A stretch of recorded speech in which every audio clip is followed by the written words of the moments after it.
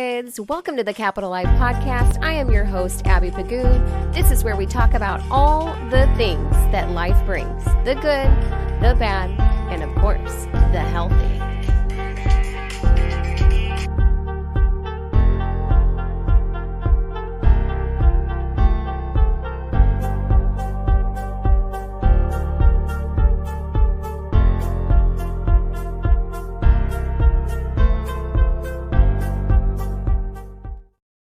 Hey kids, welcome to the Capital Life Podcast.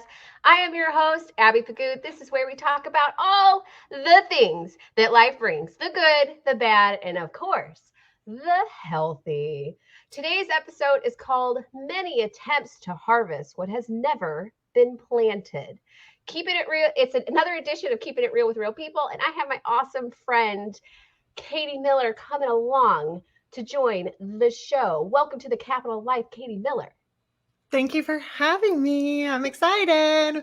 Yeah, to get you. Now, Katie here is the owner of Miller Social, on top of a podcast extraordinaire of Katie Calls BS, which you have been doing for how long now? My podcast I've had for almost 2 years. Oh my goodness gracious. Yeah, it flies by, right? It does. That's crazy. That's crazy. Wild, And then yeah. When did you start Miller Social? Well, Miller Social is like 4 or 5 years. I don't know. I kind of forget. It was I think 5 years because it was right before the pandemic, and it's been 4 years since that happened, like today, which is crazy. Yeah, I have no idea how long I've been in business. I've lost track. I stopped counting. Yeah, exactly. And it's just you just do and you create and you be all the things that you need to be, which I absolutely love. I love how you started your podcast and you call it Katie Calls BS, which we all know is that I'm assuming, which I've been on your show, that basically it's just addressing all the shit that's out there. Yep. Basically. What made you start that in the first place? It was being annoyed with all the shit that's out there. I would go to trainings when I did network marketing. I would go to these trainings and I was like, wow, that was a lot of great information. I love that for us. But you didn't tell me what to do. And also that one thing doesn't work for everybody. So right. Why is there so much mess happening in the online space, especially, but just in general, there's all this crap out there and all these messages that we get. And I got sick of no one talking about it. So I did. Yeah.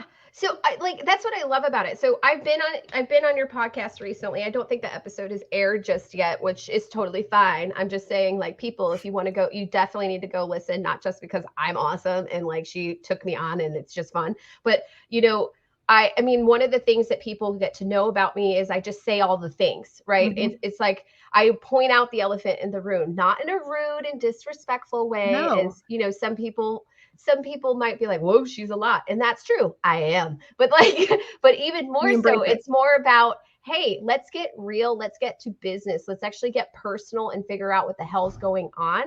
And also in the same time, being mindful towards how somebody else processes or what they're going through or their interpretation of things. Because the fact is, no answer's really right or wrong. It's really more in what's alignment for that individual. Well, and I think you say it in such a great way. There's a way to call stuff out and be respectful about it still. We're not saying that people are wrong about XYZ. It's just let's look at it from a different perspective. Can you shift that a little? And maybe we think about it this way. And here's some things you can do about it rather than just say this is all wrong. Good luck out there. Well, and I sometimes even my family would say that's semantics, right? That's semantics. And it's no, I'm not saying, okay, I can understand why you think it's semantics because you're, taking a different word, right? For instance, the word accountability versus the word accountability versus consequences. Two totally different meanings and two totally different reasonings.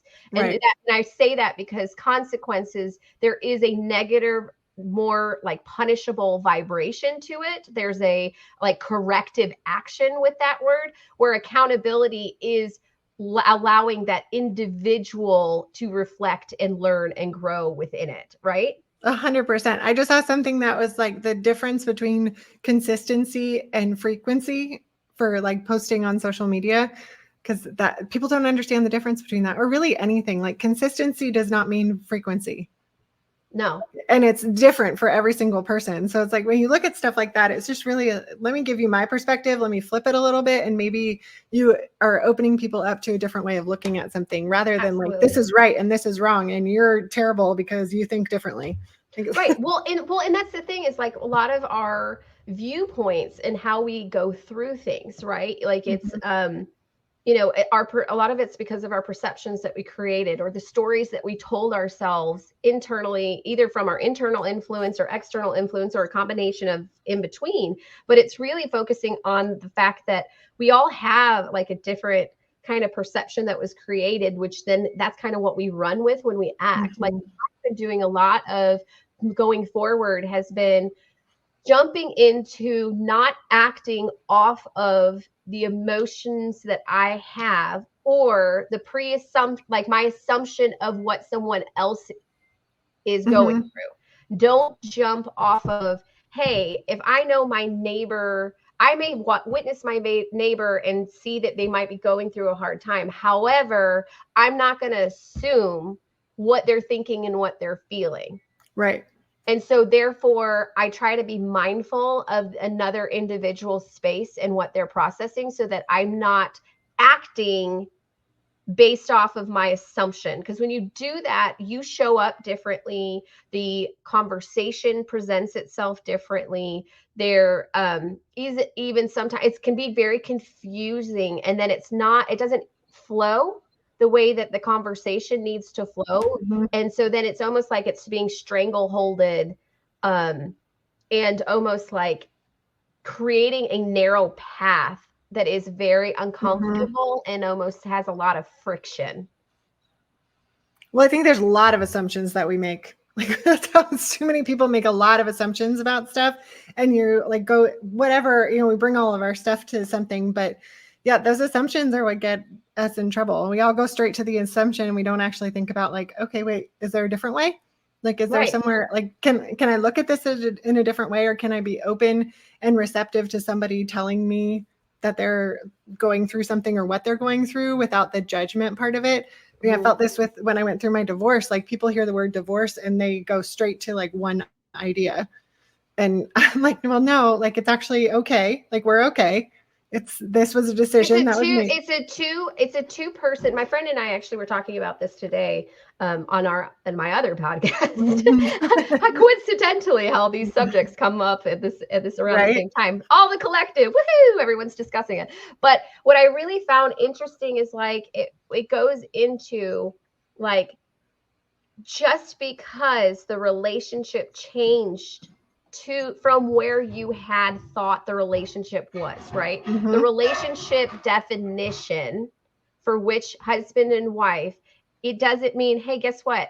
There are energies and sharing and things of that nature that you guys will always like have, right? Even possibly with when children are involved. It may not be that you guys are best suited for a husband and wife role, and therefore you have to change your relationship dynamic so that you guys can function more cohesively together through a different role. Like it might be friendship or just, more acquaintances or, like doing something that actually brings representation. A lot of people think like divorce, like cut ties entirely, like no more family, no more like any of it. Yes, and that's not necessary. That's not how it works. Like, especially when children are involved. Yeah, especially with kids.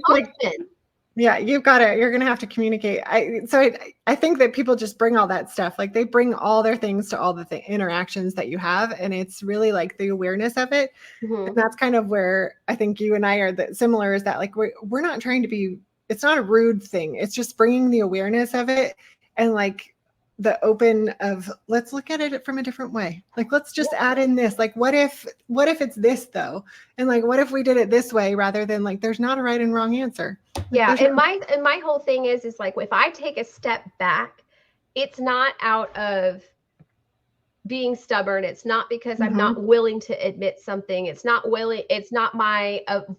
avoiding the situation. Right. For me, when I take a step back, it's because I have to reflect and process when is the right time to handle it, because sometimes it's like you feel into it. It's like it's no different than when you're picking out your vacation and you're like, hey, I'm going to go on a cruise. Okay, that's awesome. Let's fill into the cruise. Oh, where do I actually want to go? Ooh, I like Bahamas instead of like Alaska, right? And then it's like, okay, I like the Bahamas. Okay, now I've selected the Bahamas. Now when is the good time to go to the Bahamas? You feel into that conversation. I do the same thing when I take a step back. I go into a processing system of saying, hey, I'm going to put this on hold.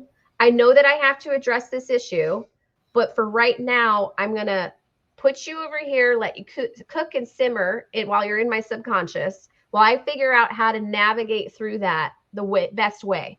Because I don't have the answers yet. The answers will present themselves to me, and I will be patient, because I definitely appreciate like the universe's awesome wicked power that it does, because it always seems to present all those answers and stuff when you open your eyes to it and you ask for it. And so, but a lot of times people will assume how someone's interpreting something. Just fucking ask the question. Right? Just fucking ask the question. How does this, what were you trying to get across here? Like, how are you feeling? Why did that make you feel that way? Ask the fucking question. Stop like creating these scenarios in your head and acting off of them, because then they just make things worse. Oh, it 100% does. And I think that like it would be everything would be so much better if we could actually just have those open conversations. But I was talking to a friend at lunch, and we were talking about how we're, like the cycle breaking generation. And that's really exhausting to do that, because oh my God, it's so hard. Right? Like we're trying to parent our kids differently than how we were parented. And that's challenging. Which our parents did the same thing too, but some things they enjoyed keeping, because I think sometimes like, for instance, my friend actually, she was helping me out with something on Monday. We were going through it, and she just said to me like, hey, why don't you just go get yourself grounded and look up newspaper headlines from when you were born?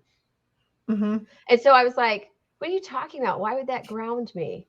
Like, why would okay. Like, why would that? And she's like, no, just go do that. Right. So she pulls up her phone and she puts like, I was born in 1984. And so so then she sits there and she puts it there, and like the first headline that popped up for my birthday said May 26, 1984 is like, I won't give you my social security number. But like, but she says on there, hey, like, by the way, and it says, horse gives birth to zebra. And I was like, yeah, I guess that kind of makes sense when you put who I am together with that. Okay. So it was so funny, because like, but then it was like, she looked up hers and it was Watergate. Right. Then it was like, you look up members of your family and it was like, the Depression, or it was, World War II, or it was, I don't know. I mean, like, there's so many different, sometimes it's 9/11. You just don't like, there's so many different things of like, hey, what was the world like when you came into the world? Yeah. Okay. Which then dictates the frequency to which things were going, right? Like the energy that was surrounding you, that also influenced how your upbringing was. Yep. And then it also gives you like more insight of, okay, this is how that way of thinking was there. If you go back into like the 60s and 70s, that was a lot of like infighting and direction and like segregation and a lot of different, there's so much different there, but I don't think we do that enough. I think sometimes like the bullshit in the world is not factoring in where we were and doing that historic lesson and then teaching ourselves to communicate at that level. Well, I think there's looking at it and communicating at that level. And I think there's an awareness that has to come from both sides of that conversation, right? Like it's us being open about it and like being able to look at what was happening at the time. Without ill intent being behind it. Like not the emotion, like let's have a conversation and then we'll factor in our feelings after. Or even identify some of the feelings in the midst of it. Like with our kids, I liked, my uncle had said to me just the other day, like, he was raised in the decade of pulling it up by your bootstraps. right? And so, and then I sat there and am, you know, reflecting over that. And it's like where when my son gets upset, he wants to run off and hide and like, you know, hide in his bed and pull the sheet over him or whatnot. And I will stop him and I said, whoa, whoa, whoa, whoa, hold on just a second.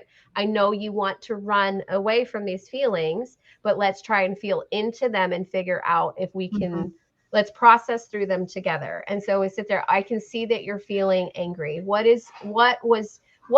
happened to make you feel angry? And so then we will address, okay, here, like, oh, this is what happened. Okay, why did that upset you to this level? Like, you know, you went to a level 5 when, you know, is this a level 5 problem or is this more like a 2 or 3? In the moment, it could have felt like a level 5, but long term, like let's talk about that one. And that, but I don't think that happened before our generation. I think our generation is like, it was stop it. Even with me, like I think about it with me because I have a son. One of my kids is like very much like me when he gets angry, and I get it. Like I 100% get it. So now I have to like think about, okay, what did I need though when I was a kid that I didn't get that I can do for him to help him through this, rather than like I was like, go do it. You deal with it on your own. And now like, I can talk to him about it. Sometimes not always in the moment, but I'm like, do you want me to be here or do you need a minute? And he's like, I need a minute. So it's more like the awareness. I think it's just a general awareness and people just they don't have that. And we just jump to the worst case scenario and make up all this shit in our head. And then we go from that instead of being open to other people hearing what someone else is perceiving or how their emotions are taking them, which is kind of like without getting defensive, right? But this is kind of like a perfect subject for today because it's many attempts to harvest what's never been planted, right? Like some of these coping skills or some of these processes weren't even presented to us in our youth, right? We're going through our own self-discovery, our own self-evaluation of how we process. And, you know, I'm constantly learning new things about myself. And it's actually kind of nice where, you know, because then you really become a little bit more assertive of, yes, I do prefer to do that. That is never going to happen, you know, and and like, knowing yourself like that. Yeah. Yes. And like, why haven't we taught our kids to know their preferences? Like, or, you know, like, you know, it's no different than, you know, when a kid is terrified to ride a bike for the first time, like, right. Well, why didn't we address why the fear was there? Like when I was a kid, it was just like, oh, just hop on, you'll be fine. Right. There was no talking. So then you went through the process and then they pointed out to you afterwards, see, you were getting upset for no fucking reason. So true. Like, why were you upset? And you're like, I know. Like, okay. Really? I'm not allowed to be scared. Then the message is like, okay, do not be scared. Got it. But I do think that I'm not allowed to have feelings. I forgot. Sorry. I'm not allowed to have those feelings. So we forget about that. But I do think that it's just riding a bike. So it's like to people, they're like, oh, it's not a big deal. It's not war. Right. Well, and I think they like that. They forget what it's like, though. Like, I think that especially as in parenting, they forget what it's like or when they were experiencing that moment, or that maybe they're not even familiar with the situation at all. Beyond just forgetting, though. I think it's beyond forgetting. I think they were allowed to feel that way. Like their feelings were more pushed over. I think previous generations were pushed over more and more and more, like the further you go back, right? And then even when you start talking about like feminism or women in general, right? Like women's emotions, they weren't allowed to. They had to put on the somber face or whatever, and it didn't even matter what had just happened, right? Like there was that's realistic, right? Yeah, like the most emotional creatures. The most emotional creatures were the one that had to keep it in the box. There's no way my face would say everything. There's no way I would have been able to survive. My face would have said it all and it would have been a problem, but I'm okay with that. I mean, half the time my husband gets mad, when my husband gets mad at me, usually he'll sit there and be like, well, you're never like, you know, you're not listening to, you're not doing what I asked you to do or I was like, what are you talking? First of all, I was like, you're telling me what I want to hear. I go, first of all, the reason why you're mad at me is because I don't do that. I tell you exactly what I'm feeling, and then you get upset because of what I said, and then that hit a trigger like that. Right. Exactly. And so I was like, let's Exactly. get that clear. I don't tell you what you want to hear. I don't even think I can possibly do that. It's so true. But I do think that being an entrepreneur is also brings a lot of that awareness, because there's a lot when you are running your own business and doing all the things that you like. Following that is something that is really scary for people. So if you think, I love it. I was like, is that my house? Is that No, it's fine. My beagle is guarding. It's, it happens. it's spring break, and so kids walk in the back, so they Yep. are having the best time of their life this week. And then of course her bark then starts the brigade to get Of course. to the Dane, which then the Dane will go, and then our sweet Presley, the hound dog that is dumber than rocks, but he's so cute that you can't get mad at him. And then he just goes like, "Ooh, what are we doing?" And then bumbles outside, and then he might jump in on barking, and he'll be like, "We're barking," and then he goes, and then he's like, "Oh, we're coming over here." I love it. Yeah, I love it. it's hilarious. But I do think that the entrepreneur life, like you're pushed out of a lot of your comfort zone and you have to figure out a lot. But I do think that it is scary for, I would say, like our parents' generation probably, but it's also scary for a lot of people that were around like this. It's not traditional. And when you don't have a traditional job, that some people just don't understand, they don't like get it. And they don't want to, they're like, that's different and weird. I'm not going to understand why you're doing that or how or why, or maybe I'm like curious about the guts it takes to do that. And then it's that if you flip it around too, you think about like, well, why would you go to an office job? Like, but it's imagine this in a cubicle. There's no way. I realized same, because I was looking for jobs at one point, and I was like, I don't think an office is it for me. Like, I don't like to get dressed in real clothes every day. Like someday, like hard pants. No, I don't want to do hard pants. I actually thought they should have done that in high school when they did like your aptitude test to fix you to your job. They should have only asked you what you like wearing. Right. Like, well, and like the social interaction. Like, I'm cool if I don't have to have a conversation with people all day long. Like, I'm okay with that. Before we dive in, I want to encourage all of you to head over to capitalhealth.com. That's KAPITOL health.com, and check out the Capital Health shop. We have all kinds of goodies to tickle anyone's fancy. We have oils to address any ailment issues. We even have gift cards, but more importantly, we have Capital Health swagwear. If you are looking for that shirt that has motivation like be stronger than your excuses, or if you're looking to bring a smile to someone's face with a shirt that says run like your kids are looking for you, go check out the Capital Health shop today. This episode of The Capital Life is brought to you by ProNail Roofing and Solar. Protecting your home is their business. Since 2012, ProNail Roofing and Solar has helped their customers and improved the community by providing energy-efficient roofing solutions to their clients' homes, including my own. They strive to deliver the best residential roofing services to every home, specializing in residential roof repair, basic renovation services, and solar roof projects that provide clean and sustainable energy in the brutal Texas summers and surprisingly cold winter months. Go to pronailroofing.com. They do the right thing when no one is watching. If you find this helpful or insightful, don't forget to connect with us on Facebook and YouTube at Capital Health. That's KAPITOL Health. You can also check us out at capitalhealth.com and subscribe to our newsletter and get wicked awesome updates whenever we come out with new blogs to keep you in the loop of your health and wellness. You're alive! Watch out, world. We're back. Ah! You know what That's we should amazing. do? We should totally get one of those 1 minute later. Like 45 internet issues later. like complete wipe outage. That's crazy. Also, when I was logging back on, it's like, if you connect to the internet by a hard wire, I'm like, who the fuck does that anymore? Like, No, or we could just sit there and put in a commercial. I'll make a commercial for Miller Social.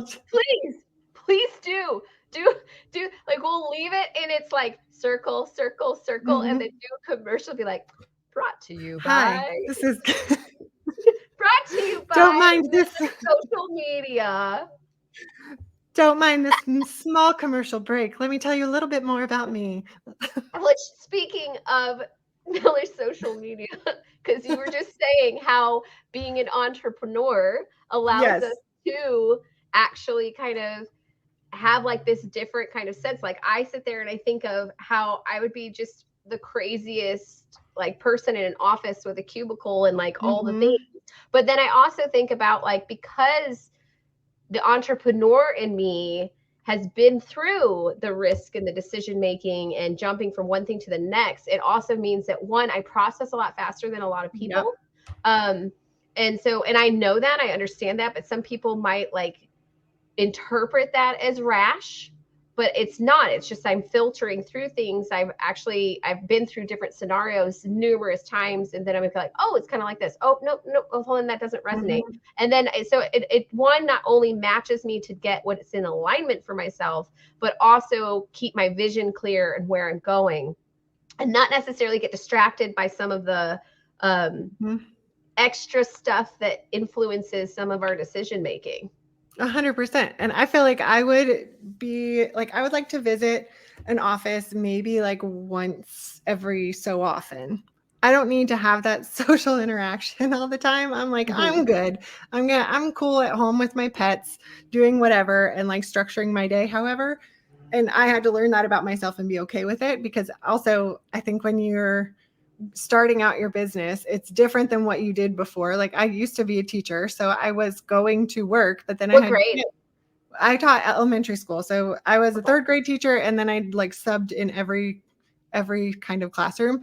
And then I was an instructional coach. So I would go in and teach the teachers, and I could make my schedule. So like, I think that was for me the start of like, well, wait, okay, I had kids at home at the time. Their father was traveling a ton. And I was like, I can't do this. I can't be out of the house. I don't want that. So I think when you're like, it's almost giving yourself permission to adjust to that too along the way of like, okay, well, this was what I wanted before. And it's that perspective shift that I don't know that everybody knows how to do either, is that like, okay, well, that's what I wanted, but that's changed. So let's navigate this new situation. So as we go through these like transformation after transformation, or dealing with clients or whatever it is, and you become so much more aware of the situations and different perspectives, that you do process things a lot faster. And not everybody's going to understand why or how, but I think it's just that awareness of like, hey, well, you can talk about it. It's not like a taboo. Why is it a taboo? Why is it a bad thing? Well, I think like, it's why really is funny. this called bad? Right. And I think one of the things that you said that I find really interesting was that you were allowing yourself, right? Like, and it was really about, where did we think we had to ask permission? Right. Exactly.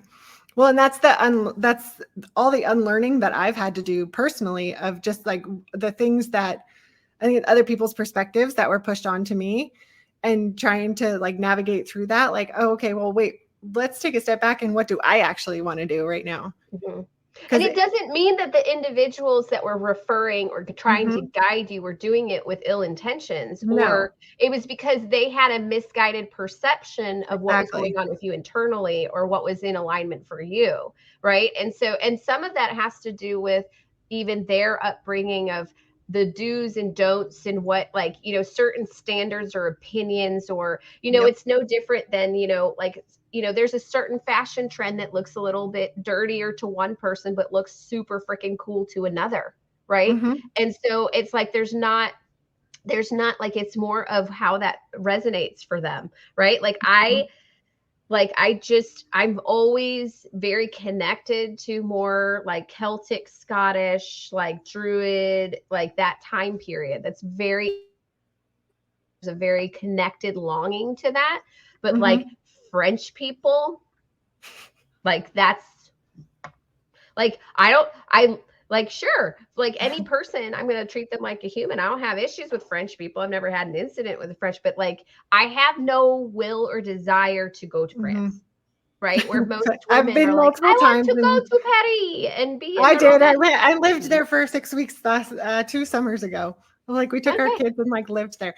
But yeah, but it is that difference of, well, I think that's what travel does too for you. Also, like, not beyond that, but like just in general, I think there's a lot of people that stay in their little zone of comfortable world and they never get out of it. And then you don't really see what like the rest of the world does. There's like But some that, people don't want to. Some people choose, true. like my mom, like, so my mom very much, she's more observational. She likes to Mhm. observe. She likes to sit and she likes to watch. Now she was a doer when she was younger, but like, Mhm. but at the same time, you know, I like to evolve. I like to challenge myself. I like to learn new concepts and things like that. She may read and be interested, or she might Mhm. watch me. And like, sometimes like when I talk, she says like, sometimes I don't understand your terminology. Like you speak Mhm. differently. And I'm like, yeah, I do. Cause I am living my life that I created in my bubble. Right. So Yes. it's like some people may not understand that. But then that's again, I say, ask questions. Mhm. Have the conversation. Right. Because like you can't walk. Well, I think we do this naturally. We walk up to people or we see people and you make your assumption about that person. Mm-hmm. And the problem with us doing that is so many things because you're not actually giving the person a chance to talk to you, right? But like that's a hard thing for me to do in networking meetings, and even when like we go to the same networking group, and when you All walk right. in and I knew we knew each other somehow. Just kidding. right? Oh yeah, and we've All never seen each right. other before Next week, today. right? I think it's next Like, week. Okay. you walk into those things and you're like, all right, okay. So you scan the room and you have an idea about like what your conversation might be with people. Like, I think we do that naturally as humans, but the difference is like, can you still ask the question or not? Like, are you going to be the person that is still going to go up and have a conversation and ask the question? Or are you just going to like stay in your little assumption world? And that's the part where like I think that's the difference between a lot of people. But when you walk into a room like that, it scares the shit out of me to walk in rooms like that because I don't know what's going to happen. Mm-hmm. And I don't know who I'm going to connect with. And I know that not everybody is for everybody. But then you're like, okay, well, I want to go back home and sit in my little world. I never know where my conversations are going to take me, and sometimes Mhm. they stop surprising me now because that's Mhm. become my normal, right? Right. Like and my normal has become like awareness, basically providing awakening and awareness for other people to where they find something strange or like, whoa, Mhm. you know, like, that's so weird. I never knew, or I never could have anticipated. And then, Right. but where that, I was like, okay, that like weird for you is my normal. Like Mhm. that's like I live in that, I breathe in that. And not everybody, it's like learning a different language, just like you go Yeah. to a different country. Everything functions a different way, a different flow. So do people. And Right. so we have to break through, stop trying to like build when there's not the foundation there, or Yeah. stop trying to navigate through something when you don't have all of the pieces or the information. And it's just like, Agreed. it's kind of one of those things. Like, I can't stand that today that people don't take the time. It's like the Karens of the world get the bad rap, which then I feel bad for my client Karen, who's freaking awesome. She's Right. like, why do they have to use the word Karen? Like, Mhm. like most Karens I know are super soft and sweet, and like if anything, they're too timid to express. So I Right. don't understand how how Karen got that title. But when someone is going through this explosive event or this reactive event, like, instead of shaming them, which is no better than the Karen itself expressing their emotions, we Mhm. should be going up to that person and say, sweetie, what can I do to help? Like, what can I do to help the situation? What is it that Right. you're needing? Mhm. Like, what is it that you're needing? Oh, I need this. Okay. If that's not attainable, what else can we do to get you where you need to be? Like, so Right. it's piecing it and breaking it down. Because do you really think that person woke up in the morning and said, I can't wait to flip out on aisle 5 of Kroger? Yes, Oh that was their plan the whole day. That's God, funny, and all I'm gonna about ice go. cream. I can't believe it. How dare you? Yes, How dare you do this? Yes, aisle 5, here I come. Like ticket signs and all. Like, that's a little. That would be awesome, though. If somebody that was their plan, I'd be like, huh, okay, all right, it's a choice. It's a choice for your day. It is a choice. And I think a lot of times that we forget, we have to break down the systems of the assumption, right? Assumption is one Right. of the hardest things. And the assumption usually comes because of our upbringing, the opinions, the standards, the belief systems to which we have chosen to allow to steer our life in that time, because it served us for a purpose at some Right. point, and it was there for us. But at the same time, it's really like, okay, let's honor who we were when we were there, why we needed these certain things, and then let's see, okay, I can rid myself of these reactions because they don't really fit in anymore. I've either outgrown them, or I don't believe that or anymore. I've broken down that understanding, right? It's no different than I always bring up that I have this theory that people drink their coffee like somebody that they like used to admire when they drank their coffee. So like my aunt, every summer, she's the only person that drinks the coffee like that, with a little, like with cream and a little bit of sugar. Like, but she always made her coffee cup, a color of her coffee always looked delicious. Like, just don't know why. I was like, ooh, that looks delicious. I drink my coffee very similar to how That's awesome. hers is, right? Because when I would witness her, it was in the morning, she'd be taking her time, she'd be talking on the phone with her husband, like all these like things. And it was like, I got this image in my head, like that cup of coffee gives you that kind of day Feeling, or yeah. like, you know, and I just like, that's where I got the mindset fixated. So when I started drinking coffee, it was like, here's like, like black, like, oh, how could anybody like that? And then it was just like, let me create my happy cup. Ooh, I kind of like this. Now, did I actually enjoy that flavor? I have no idea, but my mind did. And then I went with it. And then that's, you know, I don't drink coffee anymore, but I drink tea that flavored like coffee, because mud water is amazing. Have you ever had mud water? I'm coffee obsessed. So, I mean, I only have one cup in the morning, but I truly feel that my choice of mug in the morning is like how I feel for the day. So it's a very deliberate choice. And that's part of it's part of my routine. Although now I'm like, woo, that was gone fast. Yeah.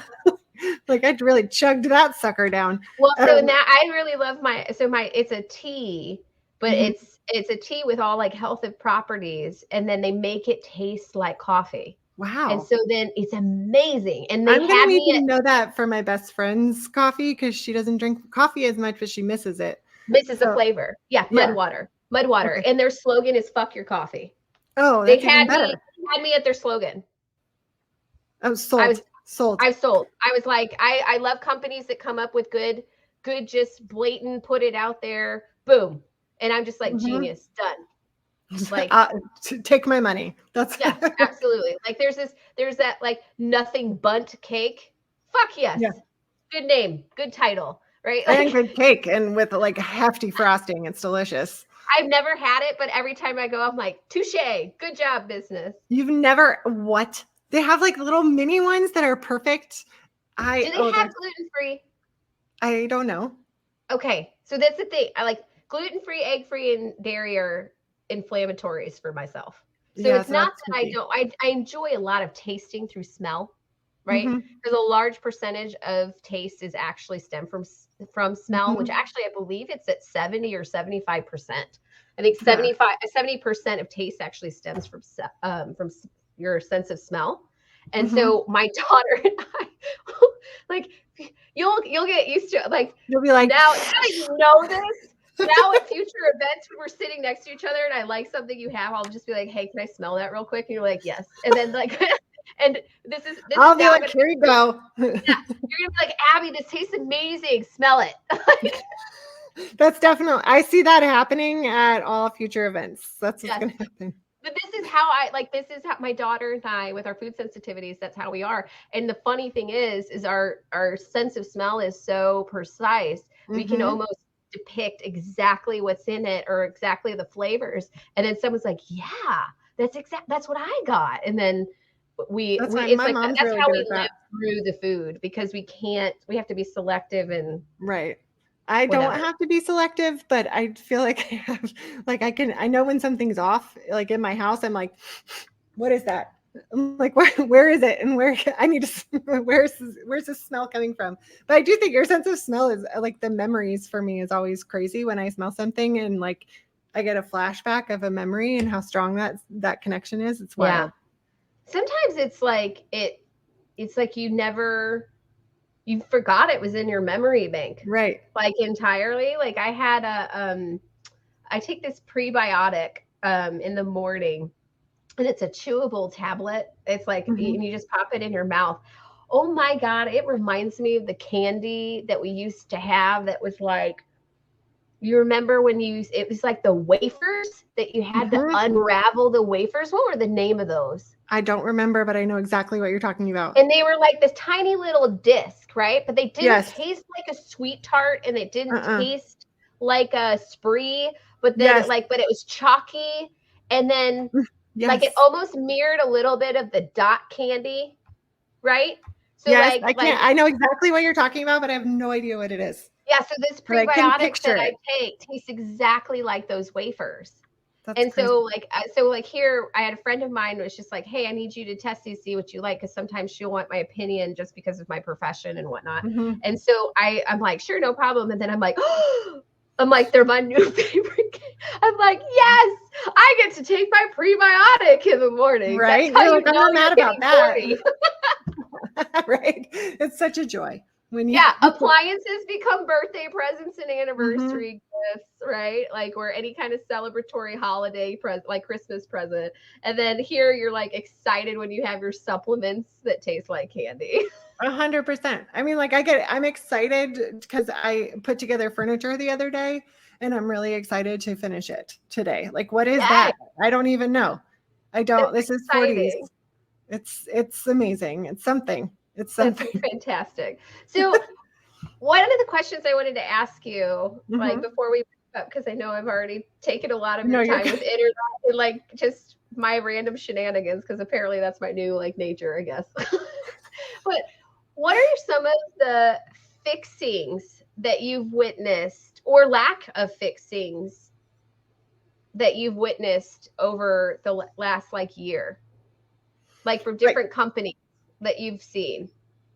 Like, what do you mean? Like they are trying to give me more, that they're trying to fix. So like there's so we're identifying that there's like problems in there's gaps in systems, and like it's creating a bunch of bullshit. Are there any companies that have gone about fixing it in a way that you actually admire?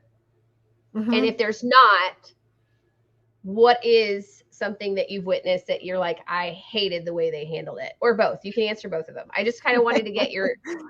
There's like when pretty much most social media stuff, there are really people, I think in my circle, because it's how I feel too, but like my mentor, the groups that I'm a part of, the way that we have approached a lot of the like bullshit that's on social media about what you're supposed to do and how you're supposed to like succeed in life on social media and you're going to make $1 million. I think there are a lot of people who are calling that out now, which is great. Because that's like, okay, I think we want that, like we see the success, we want the success. We're like, oh, okay, let me do what that person does. But the problem with that is that that person is not us. And they don't have the same perspective, experiences, all the things that we do. So whatever worked for them for some reason. It doesn't mean that that is the magic pill. And I think we're sold the magic pill on far too many things. Oh, are you kidding me? I hate the V-Shred, dude. The V-Shred. Oh, God, yes. Pisses me fucking ass. First of all, put on a fucking shirt because no one gives a shit. Second of all, go jump in the effing pool because I don't care. Like, right? I don't care. You jump in the pool and go away and take your cell phone with it because I want you to stop recording. Well, and the people who tell me, like, I feel that way about courses, about social media. Like, I actually use a lot of that. Like, I look at it and I'm like, okay, but like, how could we talk about this in a way that's not like shaming people into thinking they're doing something wrong? And or shaming them for where they've been. Or yeah, exactly. Like, or saying that you're doing it wrong. Like, no, you're doing it wrong because XYZ. To go after the pain point. I have to make you squeeze into the emotion that you suck. I hate that. And then after that, I'm going to save you Mm-hmm. Like I'm the Prince Charming that has the answers, except guess what? I actually didn't have the fucking answers. I Exactly. took a 30-minute goddamn questionnaire, and then that took me 45 fucking minutes. And then when Mm-hmm. I went to hit enter, you just harassed me with 1,600 emails a day, and you still haven't provided me with any educational information whatsoever. I'm Mm-hmm. so sick of that. It A irritates me thousand to percent. like my everything, and it's literally it's not the reason I created my company, but it is one of the reasons. That's what the number one thing I always use. And every single time, I'm telling you, when it Mm-hmm. comes to like business coaching, marketing, like anybody that I go into, and then they're going to start doing work, they start going into their tactics. I go, not in this company. We do not roll No. that way. Like at first and foremost, No. it's never going to be a thing.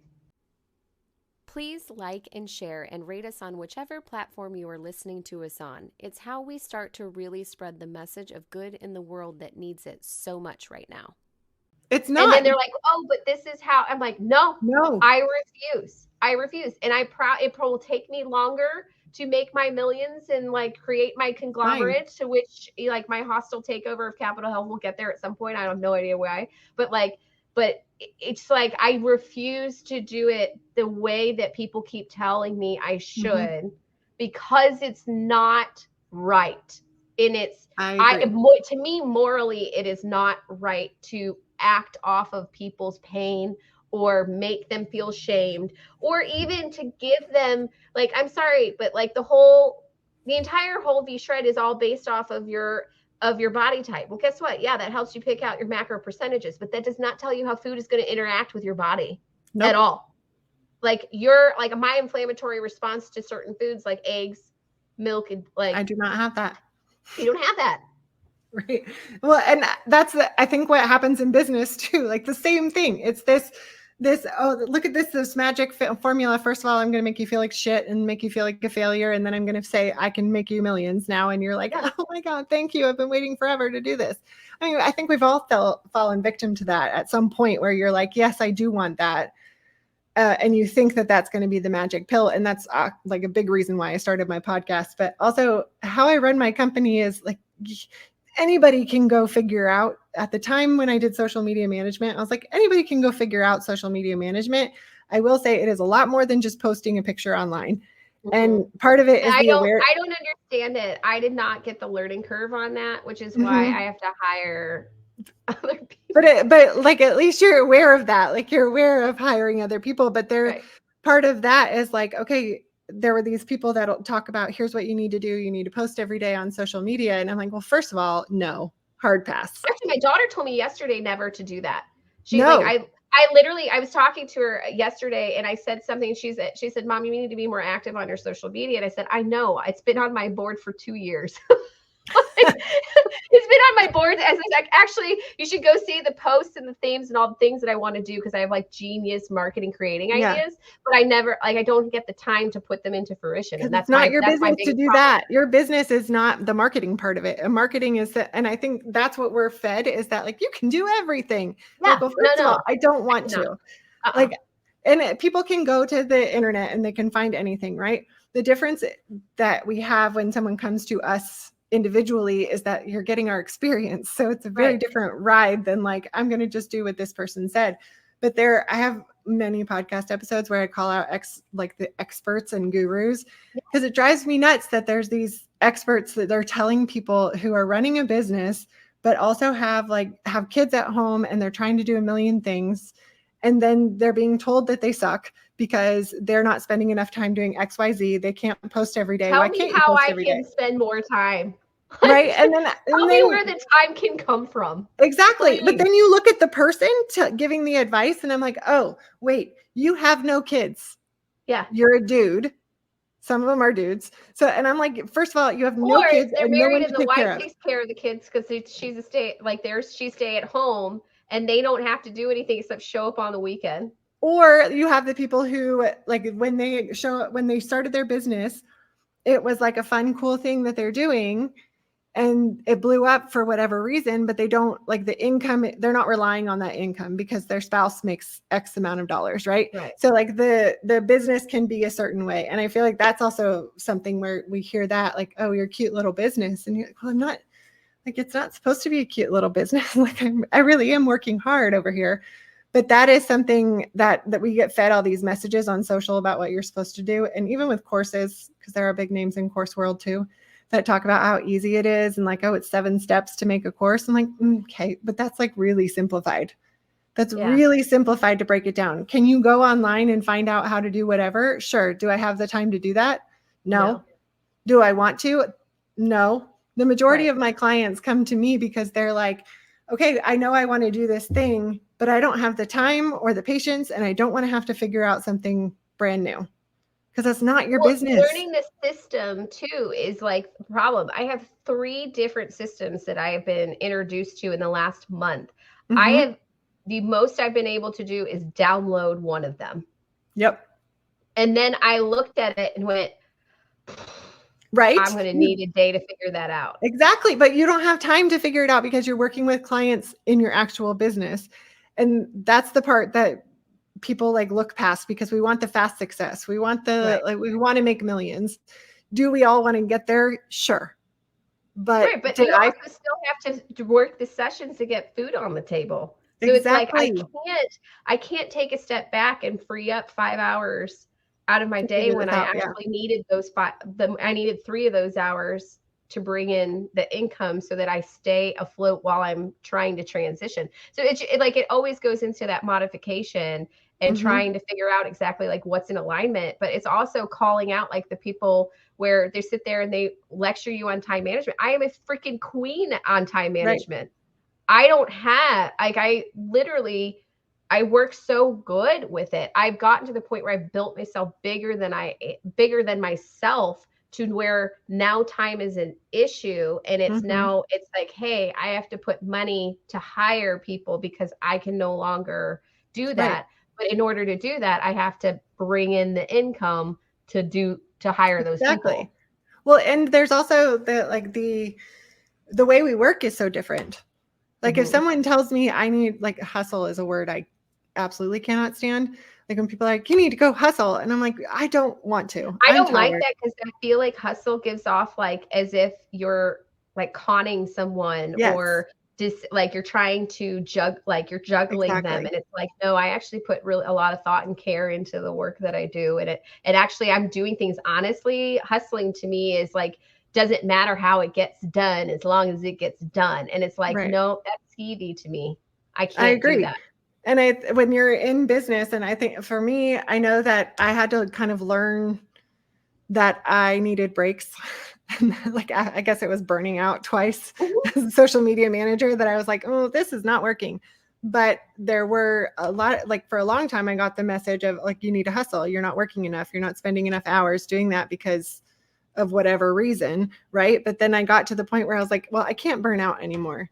So for me, I need to prioritize rest time. And if there's days that I can't, it always goes back to self-care. 100%. And not everybody is like that. And I think that's like, it goes back to human design, all the things that we could probably go into. I'm not even an expert. I just know mine. But like, I know what when I learned mine, I'm becoming an expert. It's fine. I'll let you take notes for mine. Oh, it's fascinating to me because I think that's like, people are like, oh, astrology, you're letting like everything run your life. I'm like, no, it's all information in how and why you are the way that you are and how can you use that, because we all have whatever gift we have, right? It's like but some of us just need a little more help trying to figure it out. We were born with all the skills we needed to get where we're going. It's just a matter of fine tuning and crafting those skills so that we can get there a little bit more quickly, right? And not have so much interference. And it's unlearning, like taking away the layers of the things that we've taken on too, from expectations from other people, from our upbringing, whatever, all the experiences that we've had to get to that certain point where then you're like, okay, wait, hold on. Let me go back to who I was and how I was and what I want to do and not worry about. I think that happens when you go into a marriage, when you have kids, when you are dealing with your family of origin.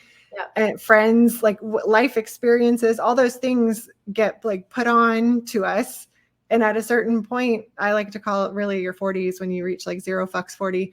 And then all that stuff is gone. Like I hit the tier. Yay. Oh, it's an amazing place. All my friends, we talk about it all the time, about how we just reach a point where we're like, we just don't care. Like, I don't care anymore about what that, like how somebody sees me, or whether they think because I say fuck, it's not appropriate, or that my children sometimes say it. And like, they know when and where. Like, they know what's like. I'm not going to walk into a conversation and come in hot and dropping F-bombs until I know that somebody. I might, but it might mine happen. are theatrical F-bombs to where I'm like, what a fucking amazing day this is. Like, mine are all of the above. Mine are everything.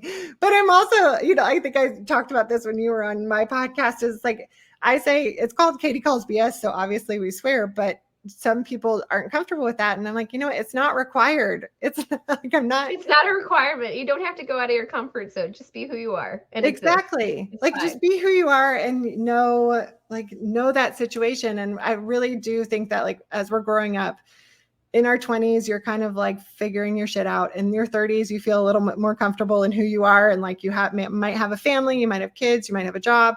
And then you reach 40 and you're like, why the fuck was I doing all that stuff to please other people? It's just busy. It just kept me busy and distracted. Exactly. And then you're like, I'm tired. I'm not doing that. Like, what do I want to do? Yeah, that's going to get cut real quick.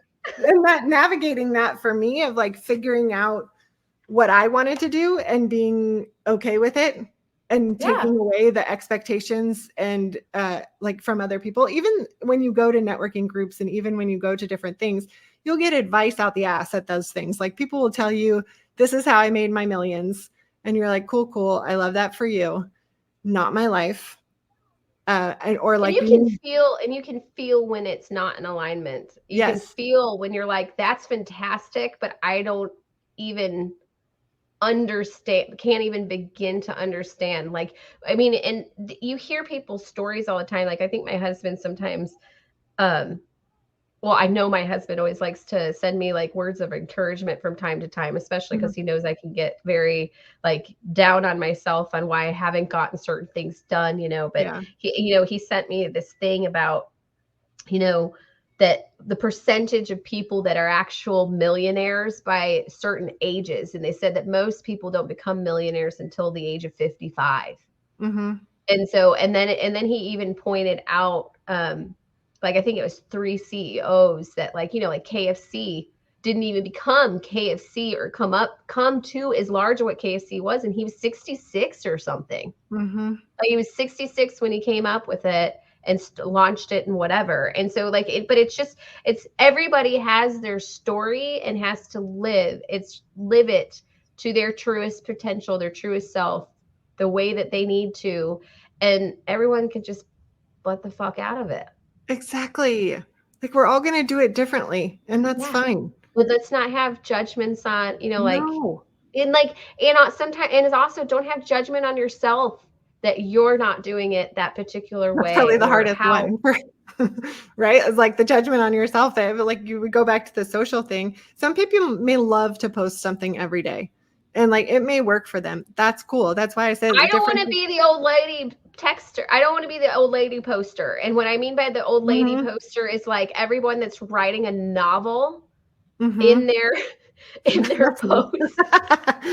I totally agree. I'm like and I call that the old lady poster because like my daughter and I had this whole conversation about how like, she's like, oh, that's an old lady post. And I was just like, oh, you mean the explicit diary of how I have to like put my whole diary on the post page and explain exactly verbatim what happened. Listen, I'm from the 1900s. We're from the 1900s. We do it differently. That's it. We just have to approach it like that. We're just older like that. But I think the difference between consistency and frequency is consistency. The amount that you're doing it looks different for everybody. Right. So, and it depends on so many factors. So when people come to me and they're like, I need to post like 5 times a week. And I'm like, that's a lot. Can you? I want engagement with the posts to which I create. I want, like, if I'm posting something and it gets, 100 views, I would hope that there would be engagement that's within at least a quarter of those views. Like there was actually some conversation behind it. Mhm. I don't want to have like, hey, I posted and like, I got 100 loves, but then like nobody said anything underneath it. Like to me, it's the engagement. Like, oh, it's great that all these people saw it, but how many people were prompted to act and engage in it? Like that to me is connectivity. Yeah, because it's social media. Like it's meant to be social. Right. Like And if we so many think people just hide behind it because they they don't want to do. say anything, or they I have clients that over analyze the like Every versus piece of the it. heart, or even the Mhm. comment that was said. And I'm I like, was like, it's not that whoa, big a that's a deal. lot of overthinking. Like it's not that big of a deal. Like it's not Yeah. that important in life to focus on that stuff. Like the follower account, oh, this was a big thing for me because the follower account, people were obsessed with it, right? Like for the longest time. I feel like they still are, but that engagement piece of it, that creating the community piece of it, I like to say it's like a networking group since we met at a networking group. If we walked into that networking group and we didn't say anything and we just stood on the wall, like that's super awkward, right? Like you would not do that to a room full of people. Social media is the same way. You want to create that engagement, those conversations, which have nothing to do with the amount that you post. Exactly. So the message that we get is like, oh, frequency, you're going to survive. Like right now, what people are talking about is how much money they made, which I think is bullshit. And when people are like, I made $100,000 on this one course, I'm like, over how many years? Like, how long did it take you to make $100,000 on that one tiny little? I can count up every transaction that I've done. Exactly. And then use that as my number. Oh, when I made my first But who did you pay? But like, to me, I'm like, no, if I'm going to say that I made my first million, I'm going to say that I put that million in a bank or bought stuff with it. Like, yeah, like you would see it in some kind of physical you would know. store. That's a trend right now. Like if I won the lottery, there would be signs. Like, or it's like, hey, when I made my first millions, but I'm driving a Pinto. Like exactly. Like that stuff it's not that important. Right. So that's one of them is like, oh, I've made my millions like on this one tiny little course. You should make a course too. And I'm like, okay, that's cute. And the other one that's happening right now is I've trained the algorithm. That one really pisses me off is when people talk about the algorithm on social media. It's like a constant thing that when it's not working for them, they blame the algorithm and they're like, I've trained the algorithm. I'm like, well, it's not really how it works because I don't really know what my algorithm does anymore because I barely go on social media. Well, and it changes. Like the whole point is that it adapts. Like it'll change. There's multiple algorithms for one. It's not the algorithm's fault. It's what you're sharing and you're taking the focus of community and being social out of it. And people focus on the like, oh, how many likes did I get? How many followers do I have? That's what they're just focused on, the totally vanity metrics, which don't do anything for your business. But if someone's going to engage on your post, like that's a conversation that you can now have and pull offline.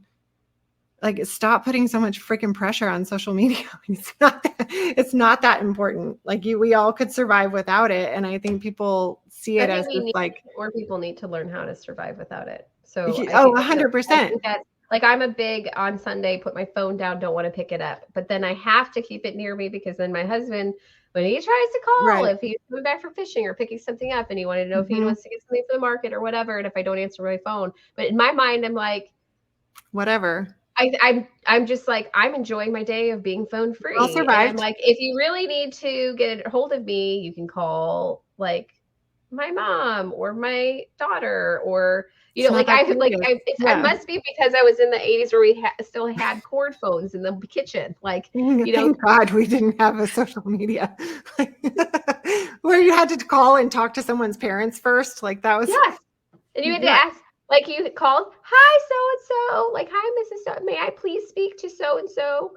And then it's always harder when you were talking to your crush too, because you're like you're so nervous to like, and then you had to talk to the parent. Sweating out of everywhere. Like that was always the worst. But they don't know that these days. They So don't know that, but we should put them in this situation. But thank you we so should. much for being on Of the course. show today, Miss Katie. How can people get a hold of you in all the ways? Usually I'm hanging out on Instagram, but not all the time. Okay. At the Miller Social is the easiest place to find me. My DMs are open. I might not respond right away because I don't spend my life on social media anymore. I like to take breaks and like ignore it for, hours at a time. I love that. And then You like to do what your body needs in the moment when Exactly. that moment comes. Exactly. Sometimes it's a scroll on TikTok, but I'm not on TikTok. I used to be, and that was not a good situation. But Instagram is the best place to find me, or my website, which is themillersocial.com. Fantastic. Well, thank you again, and I will make sure that we get that TikTok story at another time. It's a good one. I feel like we could make an hour show out of that one Oh, too. that one could be a deep one. It's like involves a coaching program. I quit early. It's a whole thing. We could talk about I it. can't wait. We're gonna do that again. I'm gonna put you in the background and we're gonna put you in the back studio, and then we're gonna schedule a time to actually film that one. So we'll get 100%. that up and going, so all of our listeners can listen to that fun, chaotic story. Oh, it is a good one. It's a good one. It's awesome.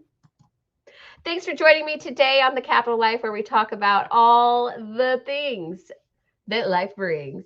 Join me next Saturday as we focus on the becoming. Don't forget to like, subscribe, and follow us on YouTube and Facebook at Capital Health. That's KAPITOL Health.